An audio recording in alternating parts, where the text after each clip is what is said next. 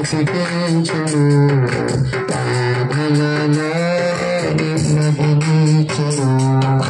నీ వాక్యమే నన్ను బ్రతికించును, బాధలలో నిమ్మదించును. కృపాశక్తి దయ సత్య సంపూర్ణుడా, వాక్యమే యేసు వందనమయ్యా. కృపాశక్తి దయ సత్య సంపూర్ణుడా, వాక్యమే యేసు వందనమయ్యా. ఈ వాక్యమే నన్ను బ్రతికించును, సాధనలో నిమ్మదించును. ఈ వాక్యమే నన్ను బ్రతికించును, సాధనలో నిమ్మదించును. ప్రార్థన చేసుకుందాం. పరిశుద్ధుడైన మా యేసు స్వామి, కృతజ్ఞతలు స్తోత్రాలయ్యా. అయ్యా, పాల వంటిది జుట్టుకున్న ధారణ కంటే మధురమైనది, మీ బంగారుల కంటే విలువైన మీ వాక్యము కొరకై స్తోత్రాలు, మీ గ్రంథము కొరకై స్తోత్రాలు. అయ్యా, మీరు మాకు వాక్యమును ఇచ్చినందు కొరకై వందనములు. ఈ రాత్రి నేను ఈ విధమైన కోటల కొరకై స్తోత్రాలు, ఈ ఏర్పాట్ల కొరకై కృతజ్ఞతలు. ప్రభువా, మీ ప్రజలను మీరు దీవించుచూ ఉన్నందుల కొరకై స్తోత్రాలయ్యా. మీరే మహిమ పొందండి. యేసు పవిత్రమైన నామమును బట్టి కృతజ్ఞతలు అర్పించి వేడుకొనుచు ప్రార్థించుచు ఉన్నాను మా పరమ తండ్రి. ఆమేన్, ఆమేన్, ఆమేన్. కూర్చుందాం. చక్కగా లైన్లో కూర్చోండి. మరికొంత సమయం దేవుని వాక్యమును ఆలకించుదాం. బైబిల్ పరిశుద్ధ గ్రంథములో నుండి లూకాసు వార్త 19వ అధ్యాయము పరిశుద్ధ వాక్యంలో నుండి లూకాసు వార్త 19వ అధ్యాయము మొదటి నుండి కొన్ని వాక్యాలు చదువుతూ ఉన్నాను. జాగ్రత్తగా ఆలకించండి. ఆయన సంచరించుచు యెరికో పట్టణమును ప్రవేశించి దాని గుండా పోవచ్చుండెను. ఇదిగో, సుంకపు గుత్తదారుడును ధనవంతుడైన జక్కయ్య అని పేరు గల ఒకడు యేసు ఎవరోని చూడగూడెను గాని పుట్టువాడైనందున జనుల గుంపు కూడి ఉండటం వలన చూడలేకపోయెను. అప్పుడు యేసు ఆ త్రోవను రాని ఉండెను గనుక అతడు ముందుగా పరిగెత్తి ఆయనను చూచుటకు ఒక మేడి చెట్టు ఎక్కెను. యేసు ఆ చోటికి వచ్చినప్పుడు కన్నులెత్తి చూచి, జక్కయ్య, త్వరగా దిగును, నేడు నేను నీ ఇంట నుండవలసి ఉన్నదని అతనితో చెప్పగా అతడు త్వరగా దిగి సంతోషముతో ఆయనను చేర్చుకొనెను. ప్రభు తన పరిశుద్ధ వాక్యమును మన కొరకు ఆశీర్వదించును గాక. అందరూ ఆమేన్ చెప్దాం. ఆమేన్. అందరూ ఆమేన్ చెప్పండి. ఆమేన్. అందరూ చెప్దాం. చాలా సంతోషం. అందరూ నాతో చెప్పండి. యేసయ్యా అని. యేసయ్యా యేసుని చూడాలని కోరుకున్నాడు జక్కయ్య. జక్కయ్య యేసును చూడాలని కోరుకున్నాడు. మళ్ళీ జక్కయ్య యేసును చూడాలని కోరుకున్నాడు. ఈ కూటమి యొక్క ముఖ్యమైన ఉద్దేశం, మరి జక్కయ్య యేసును చూడాలని ఎలా కోరుకున్నాడో మీరు కూడా యేసును చూడాలని ఈ ప్రాంతంలో, ఈ గ్రామంలో కూడా యేసు ప్రభువును గురించిన సువార్త అందించాలని దృక్పథంతో ప్రభువు మా హృదయాలలో ఉంచిన భారమును బట్టి, ప్రత్యక్షతను బట్టి ఈ విధమైన కూడిక ఏర్పాటు చేయడానికి ప్రభు సహాయం చేశారు. ప్రియులారా, ఇది ఒక రాత్రిలోనే లేదా ఒక వారంలోనే జరిగినటువంటి కూడిక కాదనమాట. ఈ కూడిక ఏర్పాటు చేయటానికి ఒక సంవత్సరం కంటే పైగా ఇక్కడ పరిచర్య చేయవలసి వచ్చింది. ఈ మాత్రం పరిచయము, ఈ మాత్రపు సహాయము ఈ స్థితిలోనికి రావటానికి సంవత్సరం కంటే పైగా ఇక్కడ పరిచర్య చేయవలసి వచ్చింది. అనేక రోజుల పరిచర్యకు, ప్రయాసకు ప్రతిఫలముగా ఈ దినం మరి బహిరంగ కూడిక ఏర్పాటు చేయటానికి ప్రభు కృప చూపించాడు. స్తోత్రం చెబుదాం. హల్లెలూయా. ప్రియులారా, ఇక్కడ మనము ఒక వ్యక్తిని చూస్తూ ఉన్నాం. ఈయన పేరు జక్కయ్య అని రాయబడి ఉందన్నమాట. ఆయన సంచరించుచు యెరికో పట్టణమును ప్రవేశించి దాని గుండా పోవచ్చుండెను. ఇదిగో సుంకపు గుత్తదారుడును ధనవంతుడైన జక్కయ్య అని పేరు గల ఒకడు అని ఇక్కడ రాయబడి ఉందన్నమాట. ఈయన పేరు జక్కయ్య అని ఉంది. ఈయన చాలా ధనవంతుడు అని రాయబడి ఉంది. అలాగనే ఈయనకు ఒక కోరిక ఉన్నట్లుగా కూడా మనం ఇక్కడ చూడగలుగుతూ ఉన్నాం. ఈనాడు మనుషులు అనేకమైనటువంటి కోరికలను కోరుకుంటూ ఉన్నారు. మనం ఏ విధమైన కోరికలు కోరుకుంటామో ఆ విధమైన ఫలితాలు మనం అనుభవిస్తాం. కోరికలు, ఉదాహరణకు విద్యార్థులను చూస్తే పరీక్షల్లో మాకు మంచి ఫలితాలు రావాలి, మంచి మార్కులు రావాలి అని కోరుకుంటారు. అలాగే ఒక వ్యవసాయదారుణ్ణి, ఒక రైతును గనక చూస్తే మా పొలము బాగా పండాలి, మంచి దిగుబడినివ్వాలి అని రైతు కోరుకుంటాడు. అలాగే ఒక వ్యాపారస్తుడిని చూస్తే నా వ్యాపారము బాగా రాణించాలి, నా వ్యాపారంలో బాగా లాభాలు చూడాలి అని ఒక రైతు, ఒక వ్యాపారస్తుడు కోరుకుంటాడు. ఈ రీతిగా ప్రతి వారు కూడా మంచి కోరికలు కలిగి ఉంటారు, అలాగనే చెడ్డ కోరికలు కూడా కలిగి ఉంటారు. ఇక్కడ జక్కయ్య ఒక గవర్నమెంట్ ఆఫీసర్ అయ్యుండి, గవర్నమెంట్ హోదాలో ఉన్నవాడు అయ్యుండి, గవర్నమెంట్ అధికారి అయ్యుండి జక్కయ్య మరి యేసు ప్రభు ఎవరో చూడాలి అని కోరుకున్నట్లుగా మనం ఇక్కడ చూడగలుగుతూ ఉన్నాం. యేసు ప్రభువును చూడాలని కోరుకున్నాడు జక్కయ్య. ఎందుకు యేసు ప్రభువును చూడాలని కోరుకున్నాడు జక్కయ్య? యేసు ప్రభువును గురించి ఆ నోట ఈ నోట అప్పటికే విని ఉన్నాడు. ఆయన కుంటి వాళ్లకు కాళ్ళు ఇస్తా ఉన్నాడు, గుడ్డి వాళ్లకు చూపునిస్తా ఉన్నాడు, రోగుల్ని బాగు చేస్తా ఉన్నాడు, ఇంకా సమస్యలతో ఉన్న వారికి పరిష్కార మార్గాన్ని చూపుతూ ఉన్నాడు. పాపములో ఉండి వచ్చిన వారి యొక్క పాపము నుండి విడిపించి వారిని పరిశుద్ధులుగా చేస్తా ఉన్నాడు.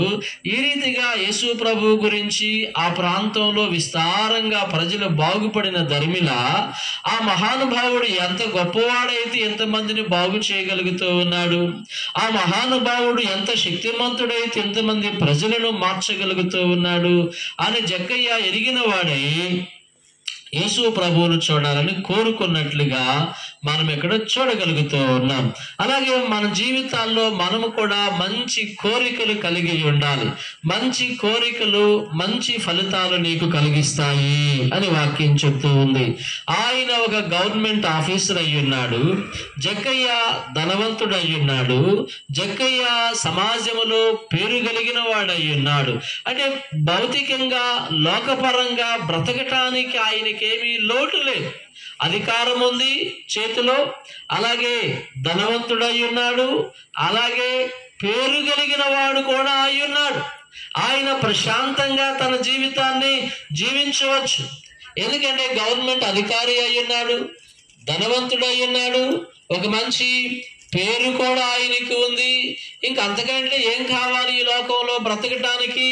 ప్రియులారా, ఎన్ని ఆధిక్యతలు జక్కయ్యకు ఉన్నా గాని, ఎన్ని ఆధిక్యతలు జక్కయ్య కలిగి ఉన్నా గాని వీటితో ఆయన సంతృప్తి చెందలేదు. గాని నేను యేసు ప్రభువును చూడాలి. స్తోత్రం చెప్పండి. హల్లెలూయా. యేసు ఎవరో అని చూడగోరిన గాని ఎందుకు యేసు ప్రభువును చూడాలనుకున్నాడు? యేసు అనగా రక్షకుడు అని అర్థం అన్నమాట. యేసు అనగా రక్షించేవాడు. పాపులను వారి యొక్క పాపముల నుండి రక్షించే దేవుడై ఉన్నాడు యేసు ప్రభువు. రోగులను తమ యొక్క రోగముల నుండి విడిపించే దేవుడై ఉన్నాడు యేసు ప్రభువు. అలాగే ఇంకా అనేకులు సమస్యలతో బాధలతో బంధకాలలో ఉన్న వారిని తమ యొక్క బాధల బందీల నుండి విడిపించే దేవుడై ఉన్నాడు యేసు ప్రభువారు. కాబట్టి యేసు అనగా అర్థం ఏమిటంటే ఆయన రక్షించేటటువంటి రక్షకుడై ఉన్నాడు. అనేకులను ఆయన రక్షించాడు. పాపములో ఉన్న వారిని ఆయన రక్షించాడు, సమస్యల్లో ఉన్న వారిని ఆయన రక్షించాడు, ఇంకా ఇరుకు ఇబ్బందుల్లో ఉన్న వారిని ఆయన రక్షించినట్లుగా చూస్తా ఉన్నాం. అనేకులను రక్షించాడు కనుక మరి జక్కయ్య ఏ విధమైన ఆపదలో లేకపోయినా కానీ, ఆయనకి ఏ విధమైన రోగం లేకపోయినా కానీ, ఆయనకి ఏ విధమైన ఆర్థిక ఇబ్బంది లేకపోయినా కానీ, ఆయన పాపము అనేటటువంటి ఇబ్బందిలో ఉన్నట్లుగా మనం చూడగలుగుతూ ఉన్నాం. ఆయన పాపములో ఉన్నట్లుగా మనకు అర్థమవుతూ ఉంది. మరి ప్రియమైన వారులారా, బైబిల్ పరిశుద్ధ గ్రంథంలో యేసు ప్రభు వారు అనేకుల్ని మరి ఆయన రక్షించినట్లుగా, అలాగే చరిత్ర దినాలలో కూడా అనేకుల్ని ఆయన రక్షించినట్లుగా దేవుని వాక్యములో మనం చదువుకుంటూ ఉన్నాం.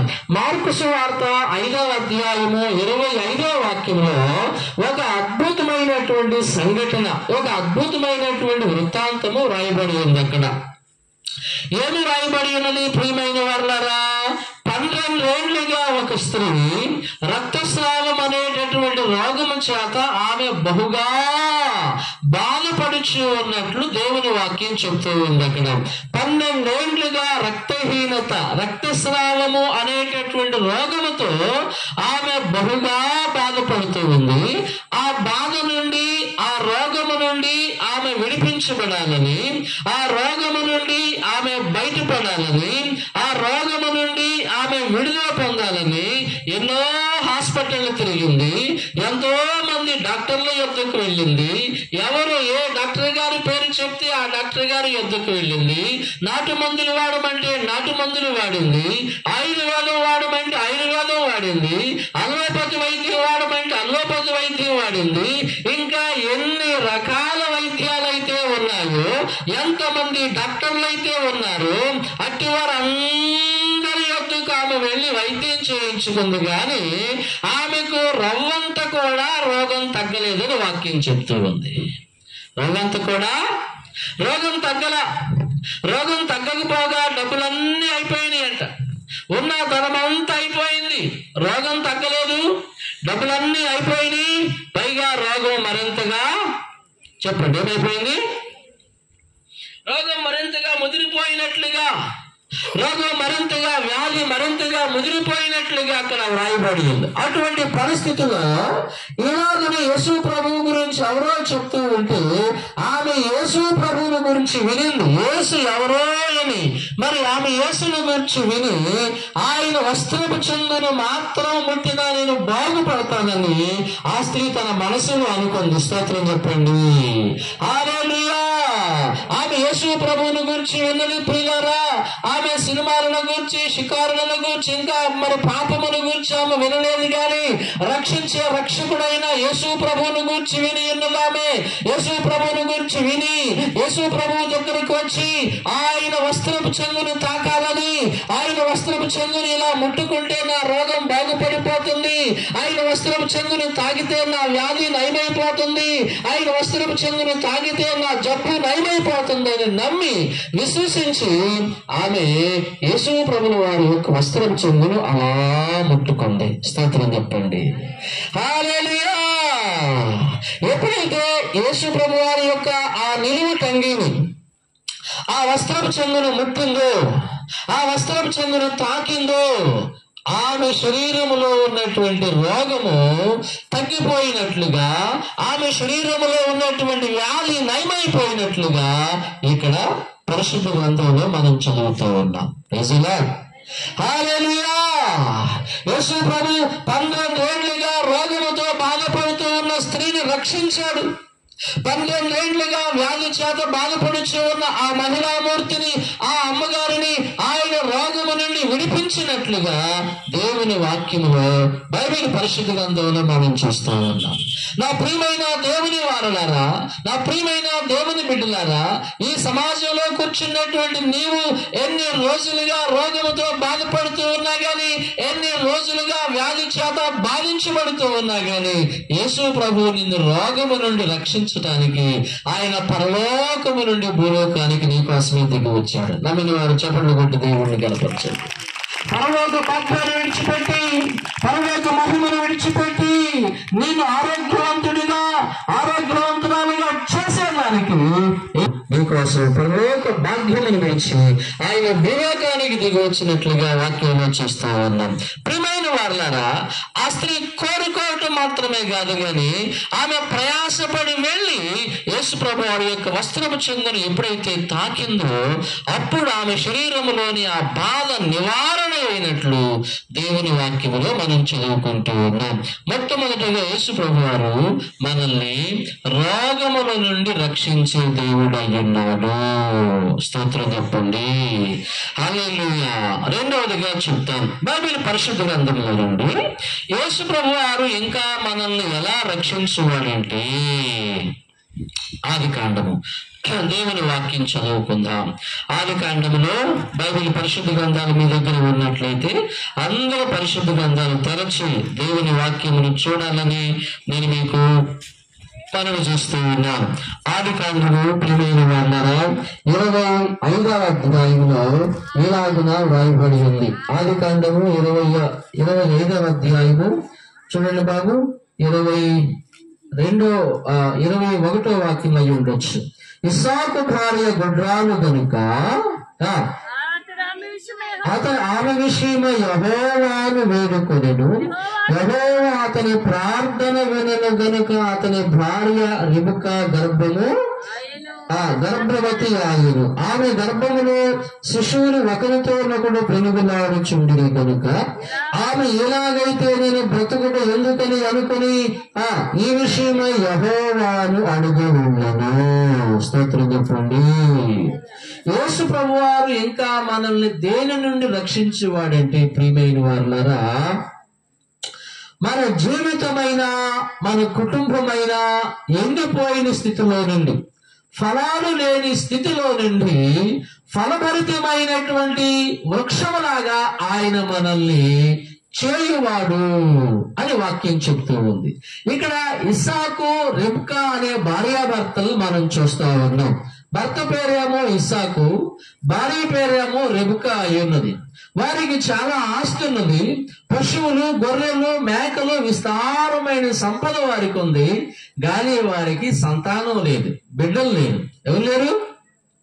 పిల్లలు లేరు. ఎన్ని ఉంటే మాత్రం సుఖమే ఉంది, పిల్లలు లేకుండా, బిడ్డలు లేకుండా. అప్పుడు రిబకా భర్త ఇస్సాకు దేవుడి సన్నిధిలో ప్రార్థన చేశాడు, ప్రభువా నా భార్య గర్భం తెరవండి, ఆమె మరి గొడ్రాలుగా ఉన్నది, గొడ్రాలుగా ఉన్నటువంటి ఆమె గర్భాన్ని తెరవండి ప్రభు అని చెప్పి ఆయన ప్రార్థన చేయటం ప్రారంభించినప్పుడు తండ్రి అయినటువంటి దేవుడు ఇస్సాకు భార్య రిబకా గర్భమును తెరిచి ఆ గర్భంలో 2 కమల పిల్లలను పెట్టాడు. Praise the lord. హల్లెలూయా. ఎంతమందిని? వాళ్ళు ఎంతమందిని అడిగారు? ఒక్క పిల్లోడిని ఇవ్వయ్యా, ఒక్క బిడ్డనివ్వు ప్రభువా, ఏంటి అవిటోడైనా ఒక్కడిని ఇవ్వయ్యా, గొడ్రాలని నిందలు తీసేయి ప్రభువా, ఈ అవమానం నుంచి నాకు విడుదలనివ్వయ్యా, నాకు విడుదల కావాలయ్యా, నేను తల్లిని కావాలనుకుంటున్నానయ్యా, అందరు పిల్లల్ని ఎత్తుకొని తిరుగుతుంటే నాకు పిల్లలు లేకపోతే ఏందో మరి చింతగా ఉందయ్యా, ఒక్క బిడ్డ నాకు ఇవ్వు ప్రభువా అని ఆ దంపతులు ప్రార్థన చేసుకుంటే యేసయ్య వారికి 2 పిల్లల్ని ఇచ్చాడు. స్తోత్రం చెప్పండి. హల్లెలూయా. అంటే యేసు ప్రభు వారు మనల్ని దేని నుండి రక్షించేవాడంటే ఎండిపోయిన స్థితి నుండి మనల్ని ఆయన చిగురించే వృక్షములాగా, లేదంటే ఫలభరితమైనటువంటి తోటలాగా ఆయన మన జీవితాలను, కుటుంబాలను మార్చేవాడిని దేవుని వాక్యం చెప్తూ ఉంది.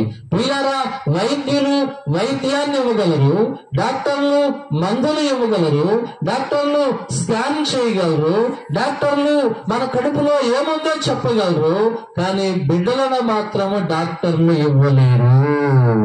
గర్భఫలాన్ని ఇవ్వగలిగిన వాడు దేవుడేనని దేవుని వాక్యం చెప్తూ ఉంది. ఈ రాత్రి సమాజంలో నీ గర్భం ఎండిపోయిన స్థితిలో ఉందా? నీ గర్భము ఫలించలేని స్థితిలో ఉందా? గొడ్రాలి స్థితిలో నీవు ఉన్నావా? ఆయన నీ గర్భమును తెరచి ఆయన నీ కడుపులో నుండి ఒక అద్భుతమైన సంతానాన్ని తీసుకొని వచ్చేవాడని దేవుని వాక్యములో బైబిల్ పరిశుద్ధ గ్రంథంలో నుండి మనం తెలుసుకుంటూ ఉన్నాం. నమ్మిన వారందరూ స్తోత్రం చెల్లించండి. హల్లెలూయా. రిబకా ఒక్కరిని అడిగింది, ఒక్క బిడ్డనేమో ప్రభువా అని ఆమె అడిగితే దేవుడు ఆమెకు ఇద్దరిని ఇచ్చాడు. అలాగే నీ జీవితంలో కూడా ఎండిపోయిన స్థితిలో ఉన్నావా? ఆర్థికంగా లేదంటే ఆత్మీయంగా శారీరకంగా నలిగిపోయినటువంటి పరిస్థితుల్లో దశలో ఉన్నావా? దేవుని బిడ్డ, దేవుని దగ్గరకు వచ్చి నీవు మొరపెట్టుకుంటే, ప్రభువు దగ్గరకు వచ్చి నీవు ప్రార్థన చేసుకోగలిగితే ప్రభువు నీకు సహాయం చేస్తాడు. అయ్యో నాకు పిల్లలు లేరు, అందరూ పిల్లలు లేరు అంటా ఉన్నారని చెప్పి ఆమె బాధపడలేదు, కృంగి కొనాలని పోలేదు, లేదా ఈ నిందను భరించలేదని చెప్పి ఆమె చంపుకోలేదు. కానీ ఆమె యేసు ప్రభువు దగ్గరకు వచ్చి ప్రార్థన చేసుకుంది. స్తోత్రం చెప్పండి. హల్లెలూయా. బిడ్డలు లేని స్థితి నుండి ఆమెను రక్షించాడు. ఆమె మీద ఉన్నటువంటి ఆ నిందను తొలగించాడు. ఆమె మీద ఉన్నటువంటి ఆ యొక్క అవమానమును తీసివేసి చక్కని అద్భుతమైనటువంటి ఇద్దరు మగ సంతానాన్ని ఆ ఇస్సాకు రిబకాలకు ప్రభువు అనుగ్రహించాడు. స్తోత్రం చెప్పండి. ఒకటి, రోగము నుండి రక్షించే దేవుడు అయి ఉన్నాడు. రెండవది, ఎండిపోయిన స్థితిలో నుండి నీ జీవితాన్ని చిగురింపజేసే యేసు ప్రభువు అయి ఉన్నాడు. మూడవ విషయాన్ని జ్ఞాపకం చేస్తాను. బైబిల్ పరిశుద్ధ గ్రంథంలో నుండి ప్రియమైన వారులారా, రాజుల 2వ గ్రంథము 4వ అధ్యాయము 1వ వాక్యమును మీ కొరకు నేను చదువుతూ ఉన్నాను. రాజుల 2వ గ్రంథము 4వ అధ్యాయము 1వ వాక్యం. మరి ఆయన ప్రవక్తల శిష్యులలో ఒకని భార్య, నీ దాసుడైన నా పెనిమిటి చనిపోయాను, అతని యెహోవా యందు భక్తి గలవాడై నీకు తెలిసే ఉన్నది. ఇప్పుడు అప్పుడు వాడు నా ఇద్దరు పిల్లల్ని దాసులుగా ఉన్నట్టుగా వారిని పట్టుకొని పోవటకు వచ్చి ఉన్నాడని ఎలీషాకు మొర్రపెట్టగా. స్తోత్రం చెల్లించుదాం. హల్లెలూయా. ఇక్కడ ప్రవక్తల శిష్యుల్లో ఒక కుటుంబాన్ని చూడగలుగుతూ ఉన్నాం. ప్రియులారా, దేవుని వాక్యం ఏం చెబుతుంది? అందరూ స్తోత్రం చెల్లించుదాం. హల్లెలూయా, హల్లెలూయా. ప్రియులారా, ప్రవక్తల శిష్యుల్లో ఒకని కుటుంబం, వాళ్ళకి చాలా అప్పులైపోయినాయి, చాలా బాకీలు అయిపోయినాయి, అధికమైనటువంటి అప్పు భారాలైనవి. కారణం ఏదైనా కానీ, పిల్లల వివాహాల కోసం కానీ, పిల్లల చదువుల కోసం కానీ, లేదంటే పొలం కొనటానికి కానీ, లేదా బంగారం చేయించుకుంటానికి కానీ, ఇల్లు కట్టుకుంటానికి కానీ, కారణం ఏదైనా కానీ చాలా బాకీలు అయిపోయినాయి. బాకీలు చేసినటువంటి ఆయన బాకీలు తెచ్చుకుండగానే చనిపోయాడు. భార్య, 2 కుమారులు ఉన్నారన్నమాట.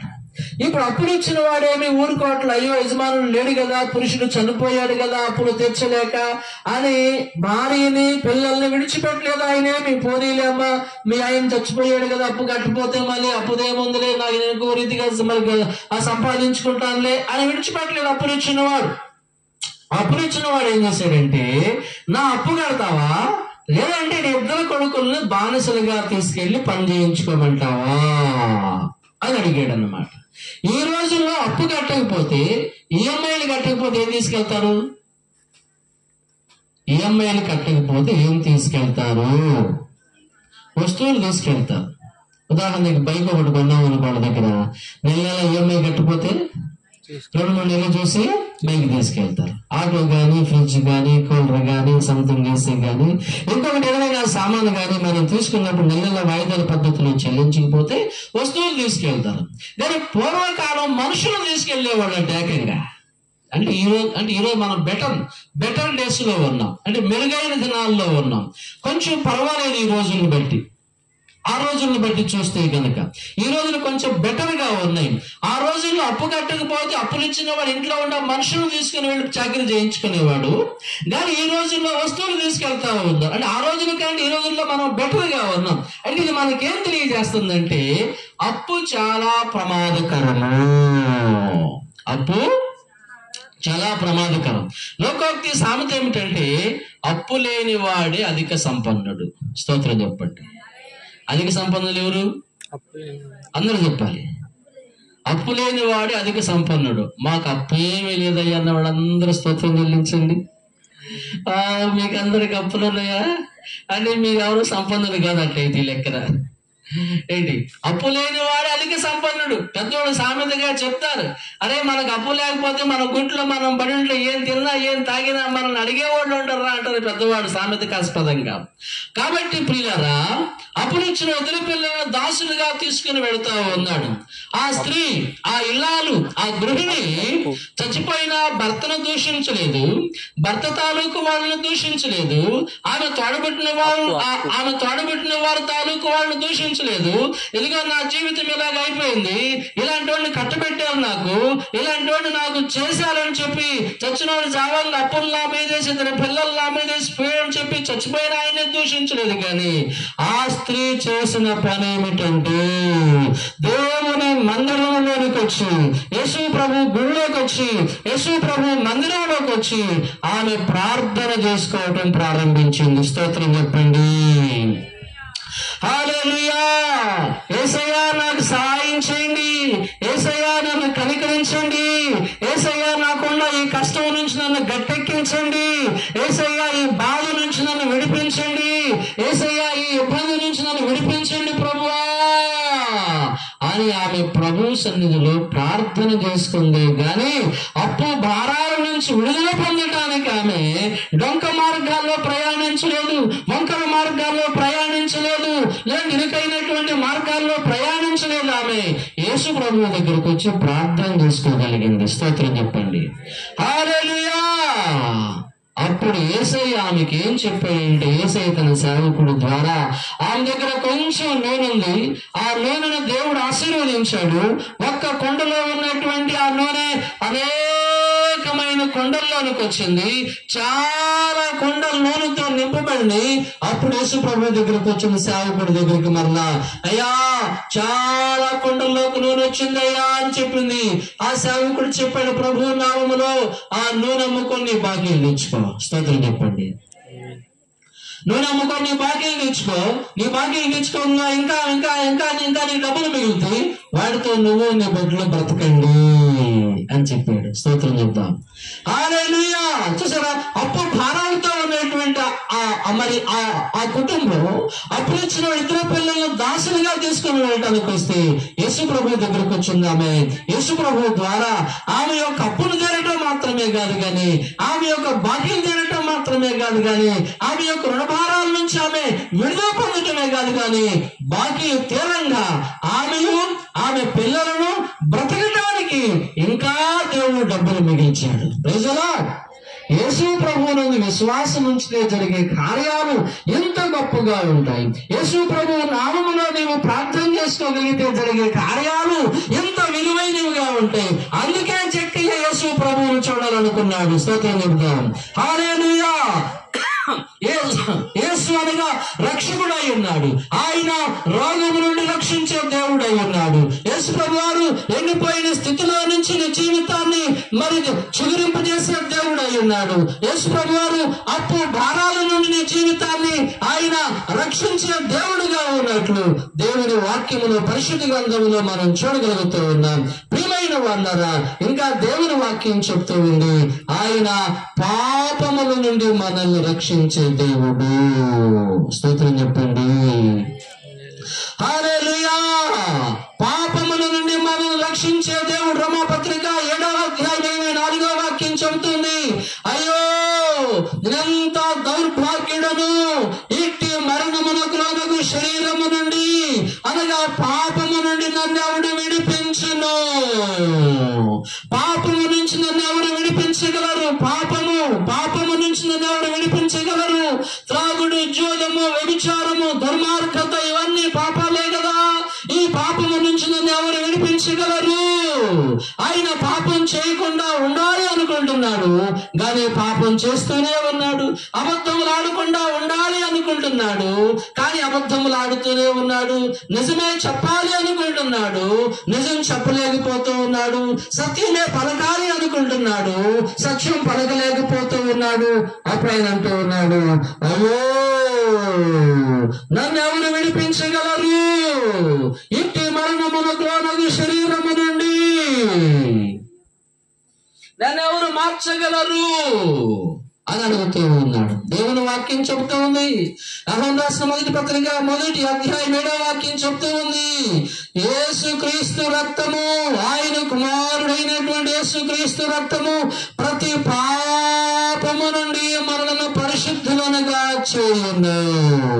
అప్పుడు ఆయన కుమారుడైనటువంటి యేసు రక్తము ప్రతి పాపము నుండి మనలను పవిత్రులనుగా చేయును. ఎందుకంటే ఆయన నమ్మదగిన వాడును నీతిమంతుడునై ఉన్నాడు గనుక. ఆయన యేసు ప్రభువు నిర్దోషి నిష్కలంకుడు నై ఉన్నాడు గనుక యేసు రక్తం ప్రతి పాపము నుండి మనలను పరిశుద్ధులనుగా చేయును. ఒక కోడి రక్తము, మేక రక్తము, గొర్రె రక్తము, పశువు రక్తము మనల్ని పాపము నుంచి విడిపించలేదు ప్రియులారా. పరిశుద్ధుడైనటువంటి దేవుడు ఎవరైతే ఉన్నారో, పరిశుద్ధుడైనటువంటి ప్రభు ఎవరైతే ఉన్నారో, ఆయన రక్తము ద్వారానే మన పాపములకు ప్రాయశ్చిత్తం దొరుకుతుందని దేవుని వాక్యం చెప్తూ ఉంది. అన్నీ తెలిసినటువంటి మనం పాపం చేసి ఏమీ తెలియని ఒక పౌరాన్ని బలిస్తే మన పాపాలు పోతాయా? ప్రశ్న చెప్పండి. అన్నీ తెలిసిన మనం పాపం చేసి ఏమీ ఎరగని ఒక పౌరాన్ని, ఒక కోడిని, ఒక మేకను బలిస్తే పాపాలు పోతాయా? నో నో నో నో పోవు. అందుకే యేసు ప్రభు వాళ్ళు అన్నాడు, నేనే మీకోసం గొర్రె పిల్లగా మారుతూ ఉన్నాను, నేనే మీకోసం గొర్రె పిల్లగా మారిపోయాను. మీరు ప్రతిసారి గొర్రె పిల్లలు అర్పించాల్సిన పని లేదు, మీరు ప్రతిసారి గొర్రె పిల్లల కోసం దూరాడుకోవాల్సిన పని లేదు. దేవుని వాక్యం చెప్తూ ఉంది.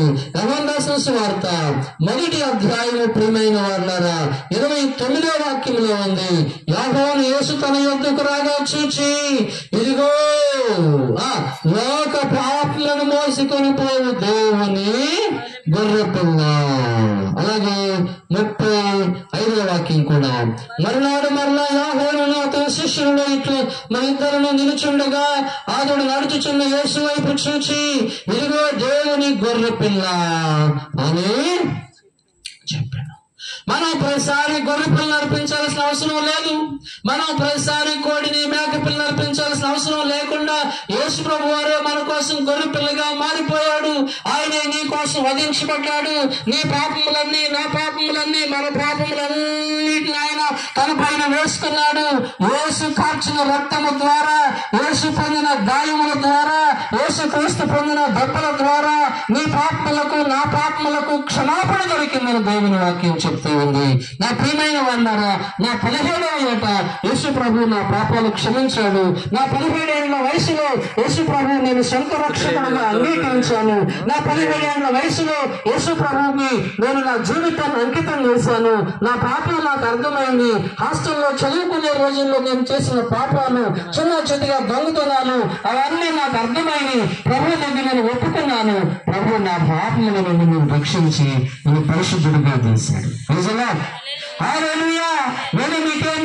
నేను మీ అందరిలో ఎవరికంటే అతీతంగా కాదు. నేను యేసు ప్రభువుని నమ్ముకోకముందు పాపిని అయ్యున్నాను. యేసు ప్రభువుని నమ్ముకోకముందు రోగిని అయ్యున్నాను. ప్రభువు నమ్ముకొని ప్రార్థన చేసుకోవడం ద్వారా ప్రభువు నన్ను రోగము నుంచి కూడా విడిపించాడు. యేసు ప్రభువుని నమ్ముకోకముందు నాకు ఒక భయంకరమైన వ్యాధి ఉండేది. ఒకవైపు పార్శ్వపు నొప్పి వస్తూ ఉండేది, ఉదయకాలం బహు విరివిగా వస్తూ ఉండేది. సూర్యుడి పొద్దుకి కొన్ని ఒక కన్ను నొప్పి, విస్తారమైన నొప్పితో బాధపడ్డాను. యేసు ప్రభువుని నమ్ముకున్నాను, నా పాపాలు ఒప్పుకున్నాను. ప్రభువా నేను పాపిని, నా పాపాలు క్షమించమని ప్రభువుని అడిగాను. ఒక ఉదయకాలం నేను ప్రార్థన చేసుకుంటా ఉన్నా. నా కొరకు ఏ పెద్ద దైవ సేవకుడు ప్రార్థన చేయగా, ఎక్కడికి వెళ్ళి ప్రార్థన చేయించుకున్నా. ఒక ఉదయకాలం వ్యక్తిగతంగా నేను ప్రార్థన చేసుకుంటా ఉంటే, ప్రభువా నాకు సహాయం చేయండి, ప్రభువా నన్ను కనికరించండి, ప్రభువా నన్ను జ్ఞాపకం చేసుకోండి అని ఒక ఉదయకాలంలో నేను ప్రార్థన చేసుకుంటా ఉన్నటువంటి సమయంలో ఆకాశం నుండి ఒక వెలుగు నా మీద ప్రకాశించింది.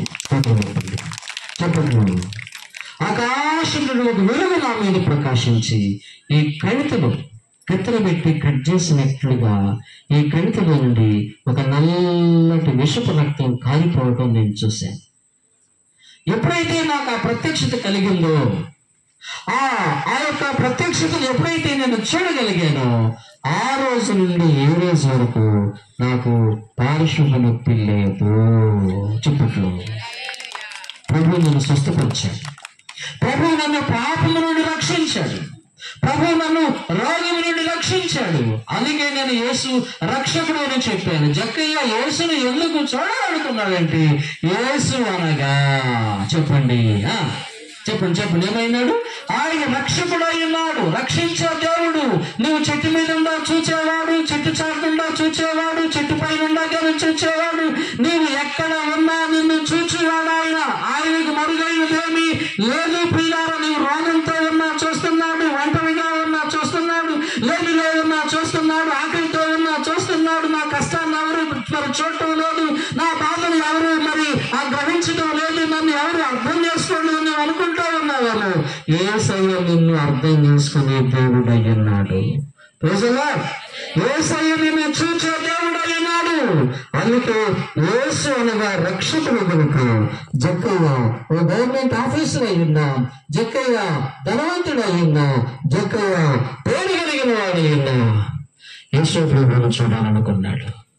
ఎప్పుడైనా దేవుని వారులారా, దేవుని బిడ్డలారా, ఈ రాత్రి మీరందరూ కూడా యేసు ప్రభువును చూడాలని మీరు ఇక్కడికి వచ్చారు. నిజమా? ఏమి చూడటానికి వచ్చారు మీరు? అందరూ చెప్పండి. ఈ పక్కన చెప్పండి. ఎందుకు వచ్చామని అడగండి. అడగాలి. ఎందుకు వచ్చామని అడగండి. అడగాలి మీరందరూ. పాస్టర్ గారు రమ్మన్నారు కనుక మేము వచ్చాము. నేను రమ్మంటే నేను రమ్మంటే చాలా మంది నేను రమ్మన్నా వాళ్ళందరూ వచ్చేది ఇంకా చాలా మంది రావాలి. కానీ మీరందరూ ఎందుకు వచ్చారంటే యేసయ్య మిమ్మల్ని తీసుకొచ్చాడు. నిజమా? హల్లెలూయా, హల్లెలూయా, హల్లెలూయా. యేసయ్య మిమ్మల్ని తీసుకొచ్చాడు కనుక మీరు రాగలిగారు. చెప్పు నాకు, యేసయ్య నన్ను ఇక్కడి దాకా తీసుకొచ్చాడు. ఎందుకంటే నేను రక్షణ పొందాలి కనుక, నేను రక్షణ పొందాను, ఇతరులకు సాక్షిగా ఉండాలి కనుక నన్ను ఇక్కడ దాకా తీసుకొచ్చాడు. నా ప్రియమైన వాళ్ళరా, యేసు చెప్పండి. యేసు అనగా రక్షకుడు, ఆయన రోగముల నుంచి రక్షించే దేవుడు. చెప్పండి. యేసు రోగముల నుండి రక్షించే దేవుడు, ఎండిపోయిన స్థితిలో నుండి ఆయన చిగురింపజేసే దేవుడు, అప్పుల నుండి ఆయన రక్షించే దేవుడు, పాపము నుండి రక్షించే దేవుడు. ఈ రక్షణ ఎంతమందికి కావాలి? ఈ రక్షణ నాకు కావాలన్న వాళ్ళందరూ మీ చేపెక్కెత్తండి. ఆలోచిస్తాండి. ఈ రక్షణ నాకు కావాలయ్యా, ఈ రక్షణ నాకు కావాలి. ఈ రక్షణ నేను పొందుకోవడానికి ఎక్కడికి వెళ్ళవలసిన పని లేదు. యేసయ్యా నాకు సహాయం చేయండి, యేసయ్యా నన్ను కనికరించండి, యేసయ్యా నాకు సహాయం చేయండి ప్రార్థన చేసుకుంటే అందరూ లేచిపోయిందాం. ఆరాధిస్తాండి. నిర్వహిస్తున్నాను. లేచిపోయింది. అందరూ ప్రార్థన చేసుకోండి.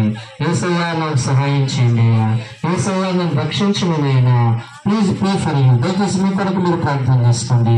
ప్లీజ్ ఎవరైనా ఎవరు కళ్ళు తిరగద్దు, ఎవరు అటు ఇటు తిరగద్దు.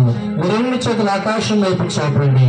ఆకాశం వైపు చాపి యేసయ్యా నాకు సహాయం చేయండి ప్రభువా, యేసయ్యా నన్ను కనికరించిన నాయన, యేసయ్యా నిన్ను రక్షించే దేవుడై ఉన్నాడు. అమ్మా బాబు, ప్రియమైన యువకులారా, యవనస్తులారా, యేసయ్యా రక్షించే దేవుడై ఉన్నాడు.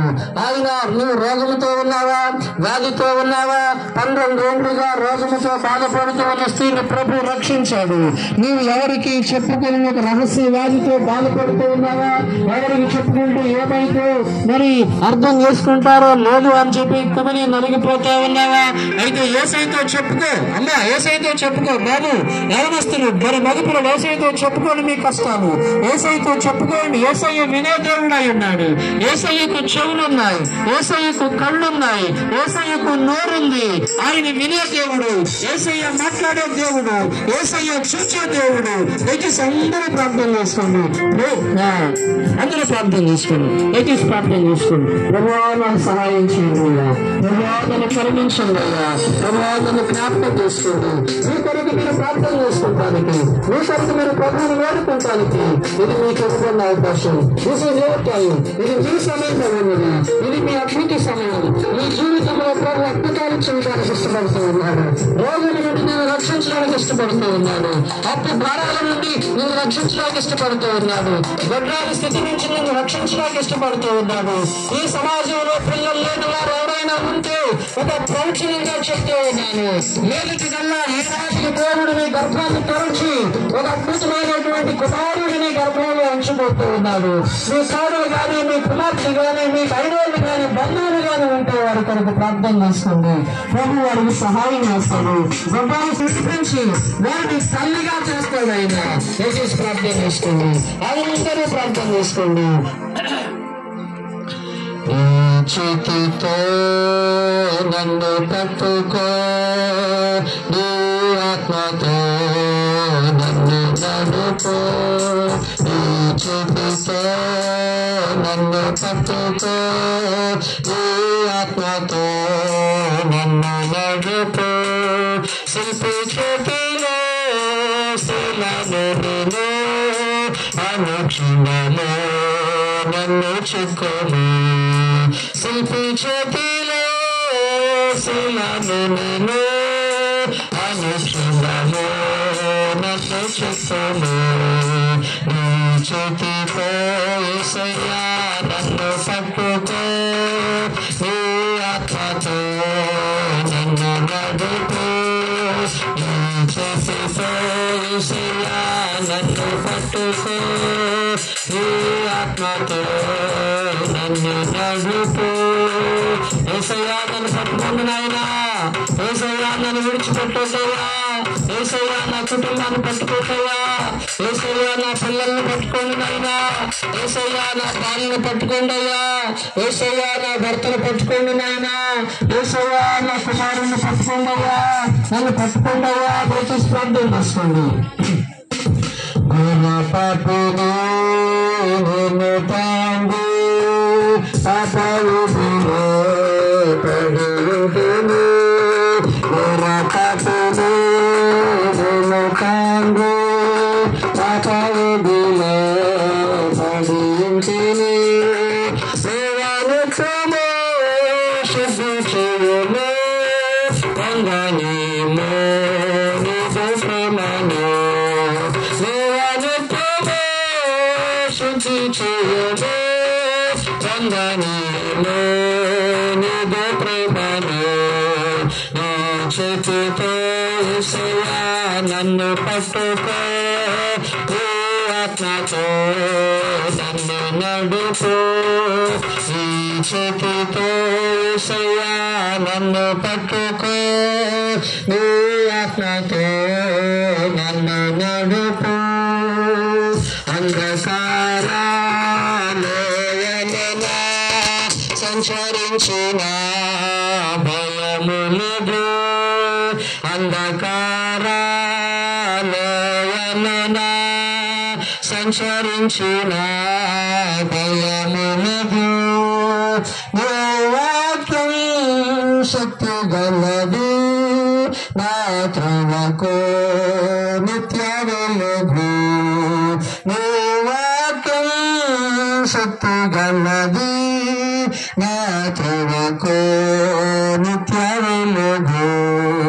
నీ చేతితో యేసయ్యా నన్ను పట్టుకో, నీ ఆత్మతో నన్ను నడుపు. నీ చేతితో యేసయ్యా నన్ను పట్టుకో, నీ ఆత్మతో నన్ను నడుపు. ప్రభు నీ చేతిని పట్టుకొని నేను నడిపించాలని చూస్తా ఉన్నాడు.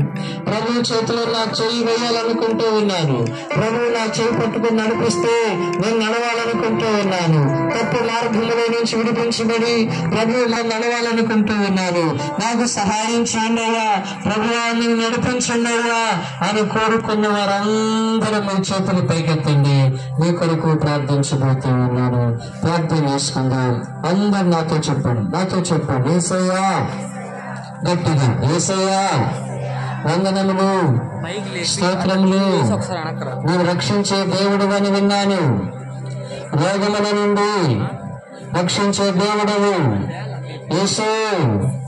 ఎండిపోయిన స్థితిలో నుండి చిగురింపజేసే దేవుడు అని విన్నాను యేసు. అప్పు భారాల నుంచి రక్షించే దేవుడు అని విన్నాను. యేసు పాపముల నుండి రక్షించే దేవుడు అని విన్నాను. యేసయ్యా, ఇప్పటి వరకు నా అంతటి నేను నడిచాను, నాకు నచ్చినట్లుగా నేను నడిచాను.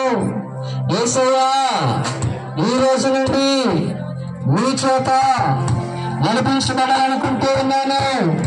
యేసయ్యా, నన్ను మీరు నడిపించండి. యేసయ్యా, మీ నడిపింపుకు వెళ్ళటానికి సహాయం చేయండి. యేసు నామములో కృతజ్ఞతలు అర్పించి వేడుకొనుచు ప్రార్థన చేస్తూ పరమ తండ్రి. ఆమేన్, ఆమేన్, ఆమేన్. అందరూ కూర్చుందాం. All of you SIT down.